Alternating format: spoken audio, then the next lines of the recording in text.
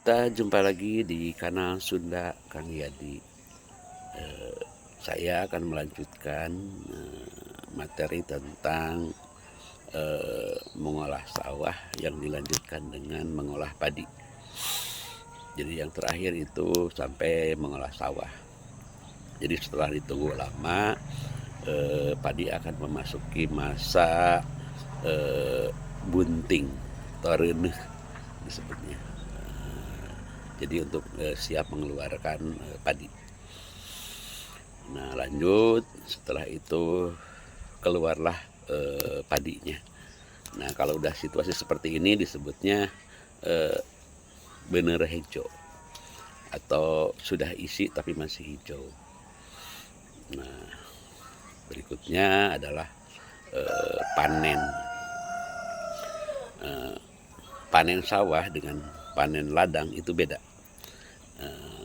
Kalau panen sawah, padi dipotong dari bawah, kemudian dipukul-pukul sampai lepas dari tangkainya. Ada juga yang menggunakan alat yaitu rontogan, ada juga yang pakai kaki, yaitu dengan istilahnya diirik. Nah, pakai kaki. Nah seperti ini. Nah kalau rencananya diirik maka harus motongnya dari ujung tangkai padi, bukan dari bawah. Setelah itu padi dijemur sampai kering. Nah kalau dulu alas untuk jemurnya itu adalah giribig. Nah seperti ini yang ada, yang merupakan anyaman bambu. Setelah itu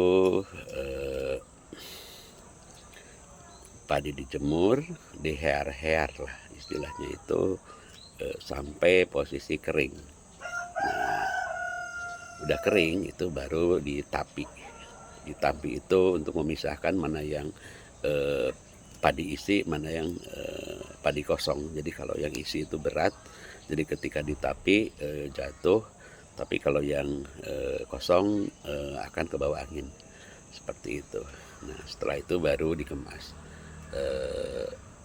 Biasanya langsung dibersihkan, dikupas, istilah dalam bahasa Sunda itu diheler. Nah setelah jadi beras baru digunakan untuk makan atau dipasarkan. Kalau padi huma atau ladang, perlakuannya adalah pertama dipotong sekitar 1,5 jengkal dari tangkai. Itu menggunakan etem. Etem itu bahasa Indonesianya ani-ani. Sampai seikat betis lah. Gedenya itu dikumpulkan. Namanya itu adalah pocong, jadi sapocong, 2 pocong gitu. Nah berikutnya setelah itu dalam posisi pocongan padi itu dijemur. Kadang dijemur biasa, kadang dijemur terbalik sampai benar-benar kering. Nah, selanjutnya itu dibikin ikatan lebih rapih lagi, menjadi sebesar-besar pergelangan tangan. Dipotong rapih, namanya digeges. Nah, sageges, 2 geges. Kenapa harus rapih? Karena itu biasanya disimpan untuk jangka panjang. Seperti itu. Jadi, nah tapi perlakuan berikutnya adalah sama. Kalau dalam